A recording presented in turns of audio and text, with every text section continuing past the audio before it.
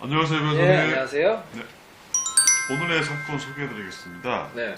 미국인 남편과의 사실혼 파기 사건에서 네. 자녀에 대한 친생자 인지 및 친권, 양육권, 양육비를 받은 전부 승소 사건입니다. 네. 국제결혼, 국제이혼에 대한 국제이혼도 사건인데요. 이제 많이 늘어나고 있죠. 예.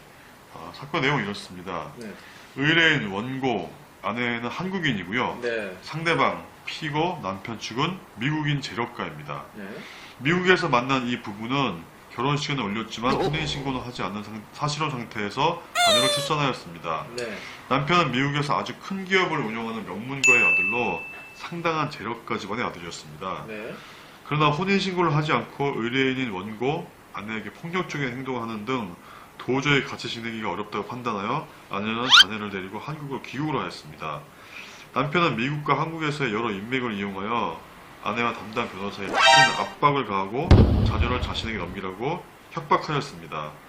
그러나 법률사무소의 담당 변호사는 법원에 소송을 제기하여 미국인 남편과의 사실혼 파기 사건에서 자녀에 대한 친생자 인지 및 친권, 양육권, 양육비를 모두 받은 전부 승소 사건이었습니다. 네. 자, 이제 국제 결혼이 늘어나다 보니까 국제 이혼도 늘어나고 있잖아요. 그래서 뭐 많은 나라랑 결혼을 해요. 뭐 많은 나라의 배우자랑 뭐 미국, 뭐 이런 유럽 또 많고 일본. 그다음에 이제 요즘에 또 뭐 중국이라든지 아내 같은 경우에 뭐 베트남 이런 동남아에서 또 결혼하는 경우도 많은데 보통 이제 이 차이가 좀 나는 것 같아요. 이제 아내가 동남아인 경우에는 한국 국적을 좀 취득하기 위해서 결혼을 했는데 이제 뭐 결혼 생활도 제대로 하지 않고 아내가 이제 뭐 집을 떠나버린다든지 아니면 아내 입장에서는 또 남편이 돈 생활비도 안 주고 계속해서 이제 폭행이라든지 무시를 해가지고 이혼을 청구하겠다 그래서 찾아오는 경우도 있고요.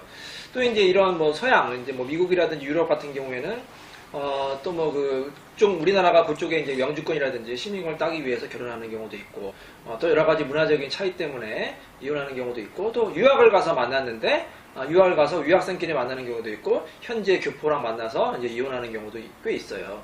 이 사건 같은 경우에는 미국이네요. 이제 남편이 미국에 이제 재력가인데 미국에서 이제 지내다가 너무 이제 아내가 이제 결혼 생활이 힘들어가지고 이제 아이를 데리고 한국에 온 사건이었거든요.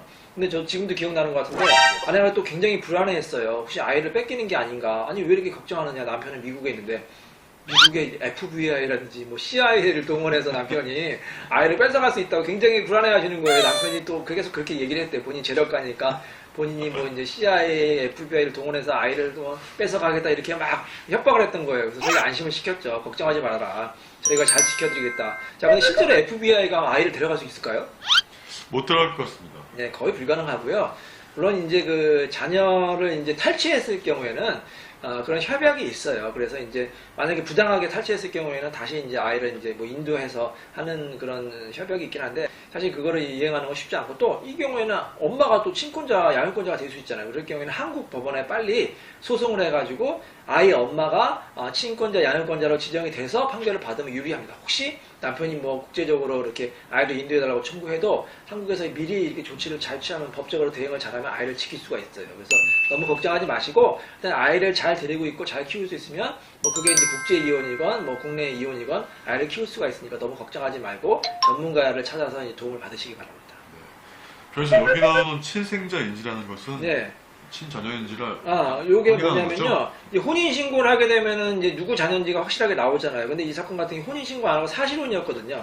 사실혼이기 때문에 이 자녀 아빠에 대해서 누군지 이제 밝히는 거예요. 그래서 인지라고 하거든요. 친생자 인지. 그래서 아빠가 친아빠라는 걸 확인해야지만 그 다음에 이제 친권 양육권자를 정하고 양육비를 청구할 수 있기 때문에 인지 청구를 하고 그 다음에 이제 양육비를 이제 청구해서 받을 수가 있는 사건이었습니다.